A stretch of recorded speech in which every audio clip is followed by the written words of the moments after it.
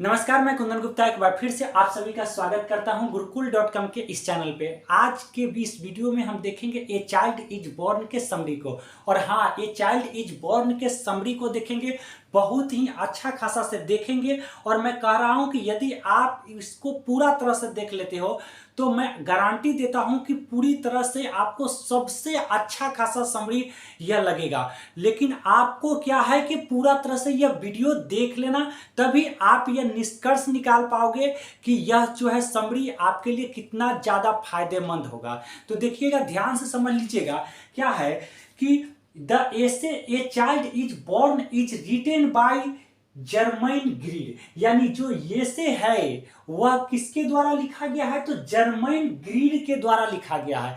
और यानी Germain grid यह एक ऑस्ट्रेलियन यानी ऑस्ट्रेलिया के राइटर थी। यानी कहने का अर्थ है कि यह आप फोटो देख सकते हो और यह एक महिला है। याद रखिएगा, यह क्या है?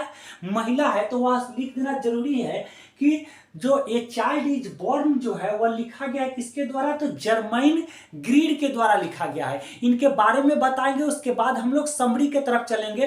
किसी भी समरी को लिखिए तो लेखक के बारे में आप कुछ बता दीजिए, और उसके बाद अगर पाठ के अंदर क्या जो सारांश है, सारांश को अगर आप लिखेंगे तो अच्छा खासा नंबर देता है एग्जामिनर। तो क्या है आगे देखिएगा। She was born in 1939 in Australia, यानी इनका जो जन्म हुआ था तो 1939 यानी 1939 ईस्वी में हुआ था।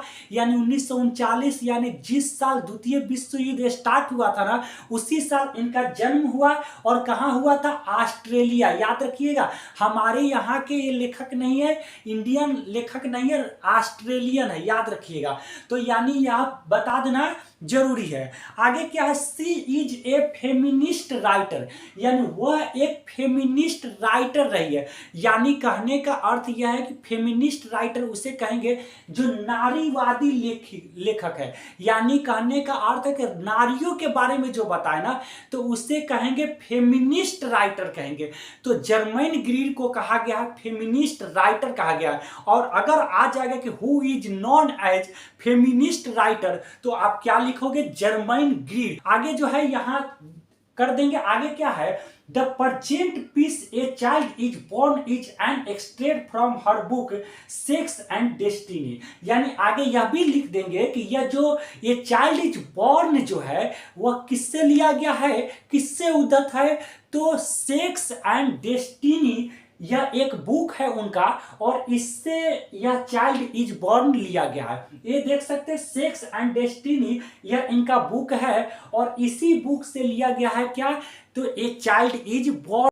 आगे क्या है? यहां से पैराग्राफ आप चेंज कर दोगे, क्योंकि यहां तक राइटर के बारे में हो गया और यहां से पाठ के अंदर का होगा। इसलिए यहां से राइट अगर आप कर देते हो पूरी तरह से पैराग्राफ चेंज, तो नंबर अच्छा खासा एग्जामिनर देता है।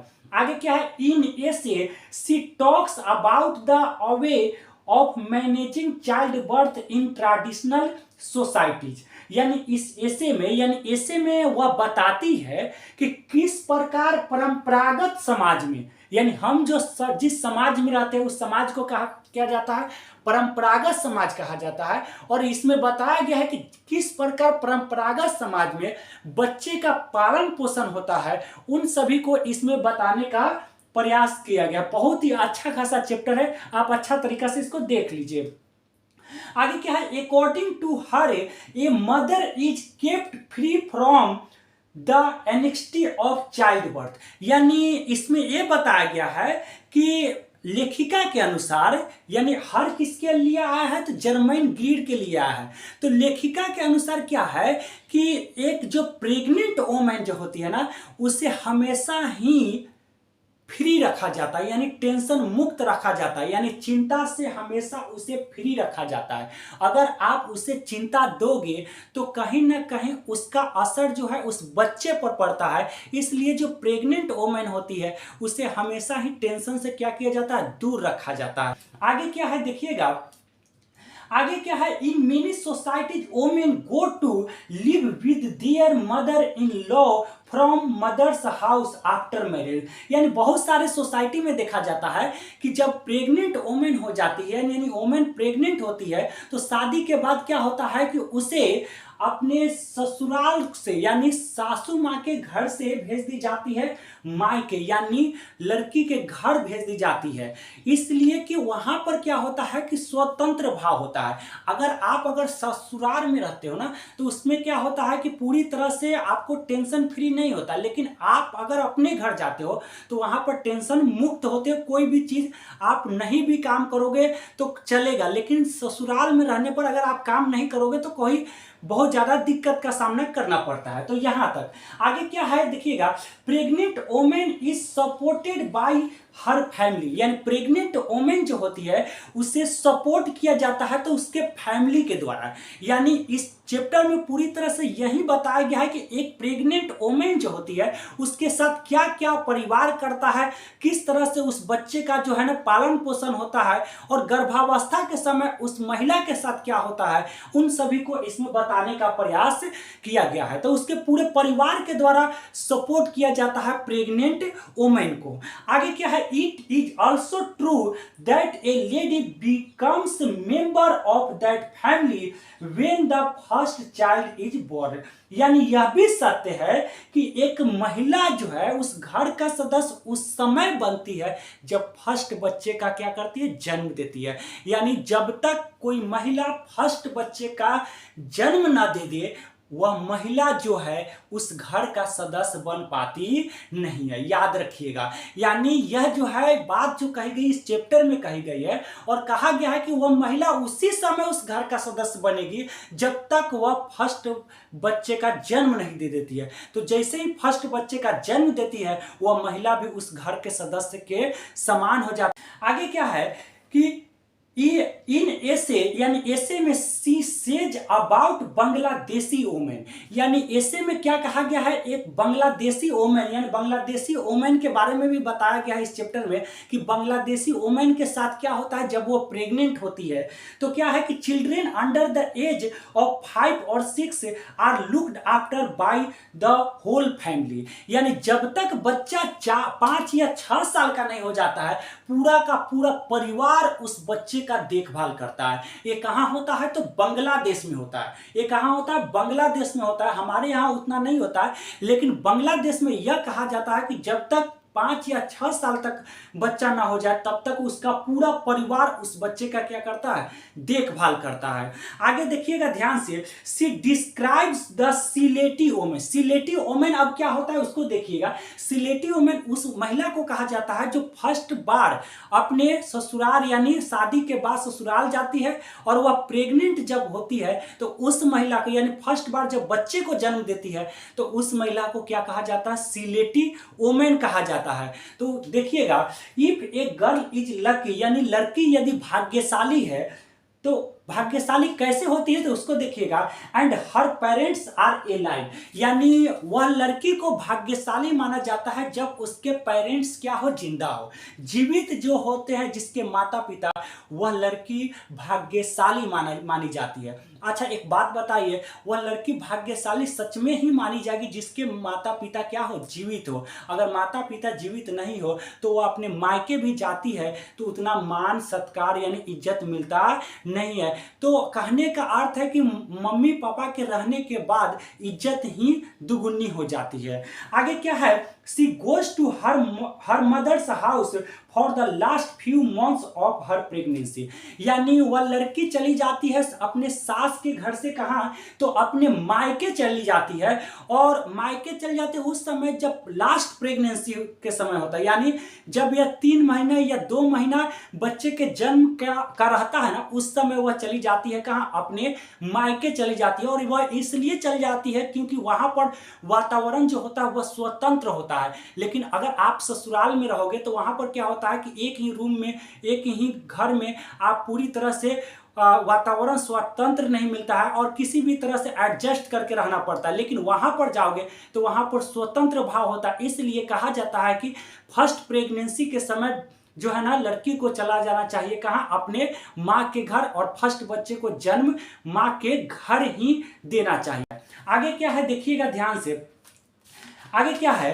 कि there she gets a lot of love and care. वहां पर क्या होता है, मायके में क्या होता है कि उस लड़की को बहुत सारा भरपूर मात्रा में प्रेम मिलता है, देख रेख, यानी ससुराल में भी मिलता है, लेकिन ससुराल में वह 1 साल में क्या जान पाएगी, 1 डेढ़ साल में वह अनजान होती है और वह चली जाती है कहाँ, अपने मायके, और वहां पर बहुत ही भरपूर मात्रा में प्रेम मिलता है। आगे क्या है, all the time she is looked after, यानी सारा समय उस लड़की को लोग देखभाल करने में जुट जाता है।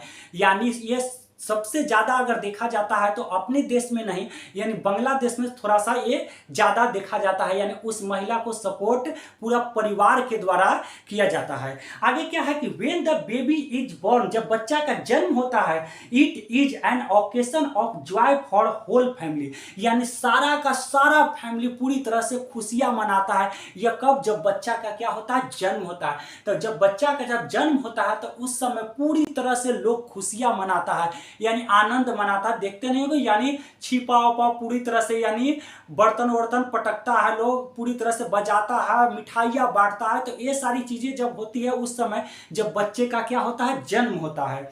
आगे देखिए, the naming ceremony is lovely, और नामकरण भी जो किया जाता है वो लवली किया जाता है, अच्छा खासा नामकरण किया जाता है। ज्योतिषी को बुलाया जाता है, पंडित को बुलाया जाता है, और अच्छा खासा से पतरा दिखाकर पूरी तरह से ग्रह नक्षत्र सब पूरी तरह से देखकर उस बच्चे का नामकरण किया जाता है। तो यह जो है अच्छा खासा बांग्लादेश में ये नामकरण सबसे ज्यादा प्रचलित है।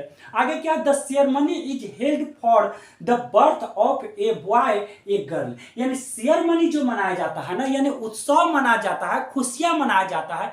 तो यह जो है बच्चे के जन्म के लड़का होने पर भी और लड़की के होने पर भी। लेकिन हमारे इंडिया में क्या होता है कि अधिकांशतः क्या होता है कि लड़का के जन्म होने पर लोग खुश होते हैं, लेकिन लड़की के जन्म होने पर ज्यादा खुश नहीं होते हैं। यह अक्सर यह पूरी तरह से चिरंतन सत्य है। भले आप कह सकते हो कि ऐसा नहीं होता है, लेकिन ऐसा होता है। बहुत सारे समाज में आज भी देखा जाता है कि लड़का के जन्म होने पर लोग बहुत खुशियां मनाते हैं, लेकिन लड़की के जन्म होने पर लोग उदास हो जाते हैं, ऐसा देखा जाता है। लेकिन बांग्लादेश में नहीं होता है। बांग्लादेश में चाहे लड़का हो या लड़की हो, दोनों के लिए सेलिब्रेट किया जाता है, उत्सव मनाया जाता है। यहां से पैराग्राफ आप चेंज कर दीजिएगा, याद रखिएगा, यहां से पैराग्राफ चेंज कर दीजिएगा, एग्जामिनर अच्छा खासा मार्क्स देता है।